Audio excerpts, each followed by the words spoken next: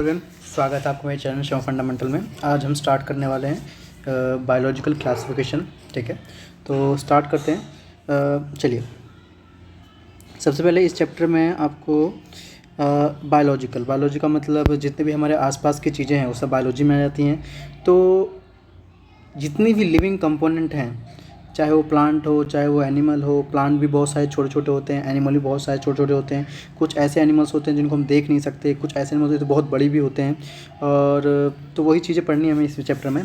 तो चलो स्टार्ट करते हैं। सबसे पहले लिखा हुआ है since डिविलाइजेशन। Since the dawn of civilization, there has been many attempt to classify living organism।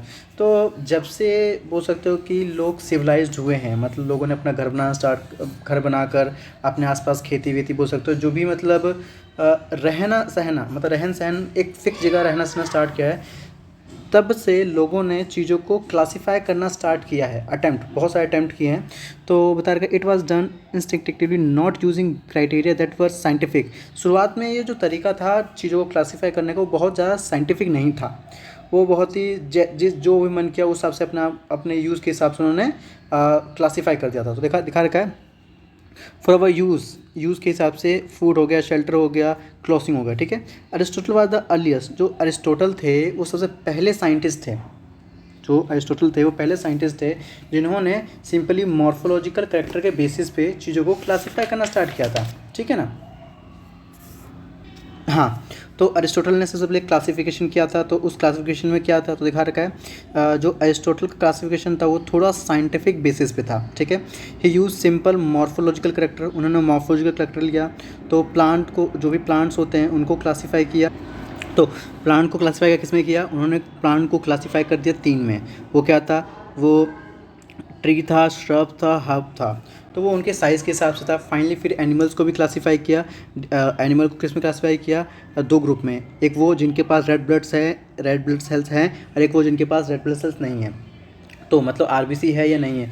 तो देखो इसको याद करने का तरीका, अगर आरबीसी है मतलब किसी के पास प्रेजेंट है तो वो कहलाता था इनेमा, और जिसके पास अब्सेंट है तो ए से स्टार्ट होगा, वो एनेमा।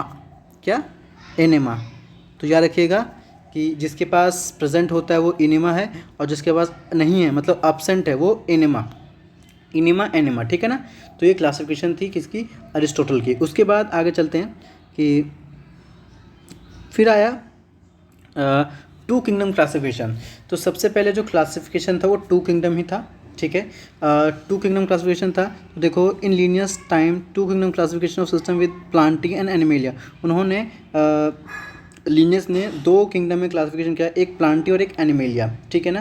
अब बात आती है किस बेसिस पे उन्होंने प्लांट को और एनिमल को क्लासीफाई किया था, और उनका ड्रॉबैक क्या था, वो क्या नहीं क्लियर कर पाए थे, उनकी क्या दिक्कत थी कि मतलब उन्होंने क्या ऐसा किया जिसकी वजह से आगे जाके वो जो 2 किंगडम थे वो आ जाके फेल हो गए। फाइनली हमें अलग बनाना पड़ा। ठीक है, तो लिखा हुआ है animal kingdom was developed that include all plants and animals respectively. This system was used till very recently. This system did not distinguish between the eukaryote and prokaryote। देखो ये आ गया ड्रॉबैक। ये पहला ड्रॉबैक लिख सकते हो कि भाई इन्होंने प्लांट और एनिमल को क्लासीफाई तो कर दिया 2 में, अब क्या नहीं डिस्टिंग्विश कर पाए, तो इन्होंने यूकैरियोट और प्रोकैरियोट को डिफ्रेंशिएट नहीं कर पाया। मतलब बोल सकते हो कि यूकैरियोट वाले को मतलब एक ही में, जैसे मान लो प्लांटी है तो प्लांटी में यूकैरियोट भी डाल रखा है और प्रोकैरियोट भी डाल रखा है। ठीक है, तो ये एक नहीं कर पाया था। दूसरा यूनिसेलुलर मल्टीसेलुलर, ये फर्स्ट था, ये सेकंड है।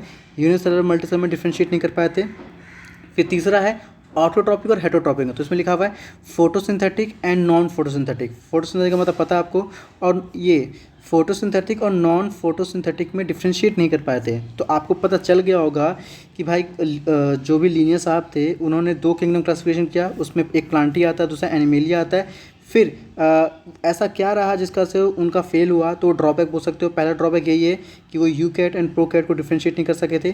दूसरा यूनिसेलुलर मल्टीसेलुलर की बात करते हैं। तीसरा फोटोसिंथेटिक एंड नॉन फोटोसिंथेटिक। उसके बाद classification of organism into plant and animal was easily done and was easy to understand in spite a large number of organisms did not fall in either category। मतलब ऐसे बहुत सारे plants और animal थे जो ना कि प्लांट में आ रहे थे और ना ही एनिमल की कैटेगरी में आ रहे थे। तो हैंस, तो अब क्या जाए भाई, 3 ड्रॉबैक के बाद एक ये भी दिक्कत थी कि कुछ ऐसे भी ऑर्गेनिज्म थे जो ना ही प्लांट में आए थे जो ना ही एनिमल में आए थे। तो क्या किया जाए, hence two kingdom classification use for a long time was found inadequate. तो आप ये ध्यान रखिएगा कि ज़्यादा लंबे समय तक नहीं चला, ये इनएडिक्वेट पाया गया। तो फिर हमें कुछ जरूरत भी पड़ी, तो क्या in need was also felt for including beside gross morphology other characteristics like cell structure हो गया, nature of wall, mode of nutrition, habitat, mode of reproduction, evolutional relationship. ये सारी चीज़ें हैं जिन बेसिस पे हम आगे जाके फिर चीज़ों को क्लासीफाई करते हैं। तो classification system for the living organism have hence undergo several changes. Two kingdom के फेल होने के बाद आगे जाके ये बोल सकते हो कि कुछ ऐसी चीज़ें आई जिनसे चीज़ें और बेहतर हो गई। ठीक है, तो the plant animal kingdom have been a constant under all different system.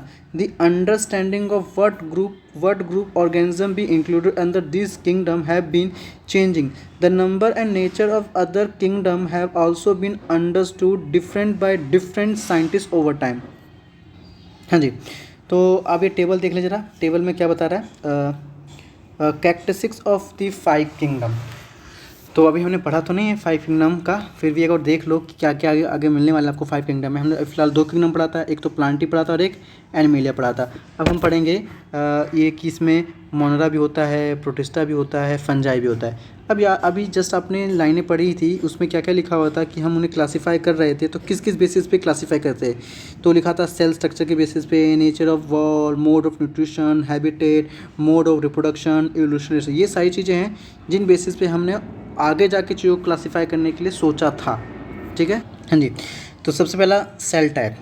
तो देखो भाई, सेल टाइप में आता है एक तो प्रोकैरियोट एंड यूकैरियोट।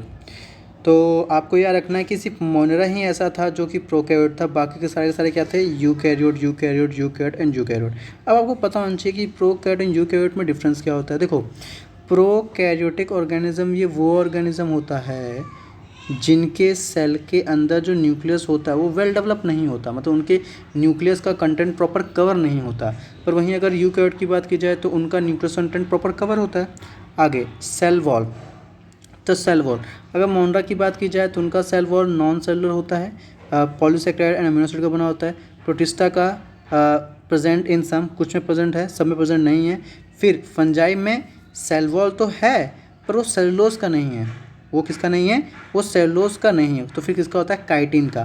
फिर बात करते हैं प्लांटी की। प्लांटी का जो सेल वॉल वो सेलुलोज का बना होता है, और एनिमल में तो सेल वॉल होता ही नहीं है। ठीक है, फिर बात आती है न्यूक्लियर मेम्ब्रेन की, किन में न्यूक्लियर मेम्ब्रेन प्रेजेंट होती है, किन में नहीं होती है। तो देखो वही बात, ये प्रोकैरियोट से रिलेटेड है। तो देखो भाई, इनका न्यूक्लियर मेम्ब्रेन एब्सेंट होता है, बाकी आपको देखिए यूकैरियोट तो सब में प्रेजेंट। ठीक है, बात करते हैं बॉडी ऑर्गेनाइजेशन। तो जो मोनरा का जो बॉडी ऑर्गेनाइजेशन था वो सेलुलर था, इसका भी सेलुलर था, इसका मल्टी सेलुलर है, टिश्यू ऑर्गन है, and finally tissue organ system. ये कुछ ऐसा हो गया ना कि जैसे मान लो सबसे पहले कोई ऑर्गेनिज्म था तो बहुत ही सिंपल टाइप का था, वो बिल्कुल सिंगल रहा करता था। फिर जैसे जैसे वो आगे बढ़े, जैसे मोनरा से हम प्रोटिस्टा में जाएंगे, प्रोटिस्टा से हम फंजाई में जाएंगे, फंजाई से प्लांटी में जाएंगे, तो थोड़ा थोड़ा आपको कॉम्प्लेक्सनेस दिखना स्टार्ट हो जाएगा। तो वो चीज़ बताना चाह रहा है कि पहले प्रोकैरियोट थे, फिर सेलुलर से बहुत सेलुलर, फिर आगे जाकर तो आपको मल्टी सेलुलर, टिश्यू ऑर्गन, फिर ऑर्गन सिस्टम बनना स्टार्ट हो जाता है। ठीक है, अब लास्ट में आता है मोड ऑफ न्यूट्रिशन। तो देखो मोनरा में जो मोड ऑफ न्यूट्रिशन है वो देखिए दिखा रखा है कि ऑटोट्रॉपिक, इसमें ऑटोट्रॉपिक है, और आगे जाकर तुम्हें हेटरोट्रॉपिक भी दिखेगा। फिर अगर मैं प्रोटिस्टा की बात करूँ तो ये ऑटोट्रॉपिक है, और यहाँ पे हेटरोट्रॉपिक भी दिखेगा। और इसमें ऑटोट्रॉपिक एंड हेटरोट्रॉपिक दोनों है। अगर फंजाई की बात की जाए तो ये हेटरोट्रॉपिक में सेप्रोफाइटिक एंड पैरासिटिक दोनों होता है। फिर प्लांट तो प्रॉपर होता ही है ऑटोट्रॉपिक भाई। फिर इसमें एनिमल में हेटरोट्रॉपिक, होलोजोइक एंड सेप्रोफाइटिक। ठीक है, हेटरोट्रॉपिक का मतलब पता है, और होलोजोइक जैसे हम हैं, सेप्रोफाइटिक जो डेड एंड डिकेइंग ऑर्गेनिज्म से अपना न्यूट्रिशन लेते हैं। ठीक है, हाँ जी। तो अब हम पढ़ने वाले हैं R.H. विटेकर के बारे में। तो R.H. विटेकर ने, एक तो ये बात रखिएगा R.H. विटेकर का नाम, और दूसरा ये कौन से सन की बात है। इन्होंने 5 किंगडम क्लासिफिकेशन दिया था। इससे क्वेश्चन बनने की पॉसिबिलिटी है, बहुत कॉमन क्वेश्चन पूछ सकते हैं, ये तो सबको पता ही होना चाहिए। तो 5 किंगडम में आपको बताया मैंने कि मोनरा, protista, fungi, Plantae and animalia को क्लासीफाई किया था। अब आगे, अब मेन क्राइटेरिया तो आपको पता है ना कि किस बेसिस पे, सेल स्ट्रक्चर पे, थैलस ऑर्गेनाइजेशन पे, मोड ऑफ न्यूट्रिशन पे, रिप्रोडक्शन, फाइलोजेनेटिक रिलेशनशिप। ठीक है, तो ये आपके लिए फाइलोजेनेटिक रिलेशनशिप थोड़ा नया होगा। तो फाइलोजेनेटिक रिलेशनशिप, तो ये कुछ हो गया इवोल्यूशन, बोल सकते हो कि जेनेट जीन को लेकर, ठीक है, वो प्रोब पढ़ेंगे आगे जाके हम।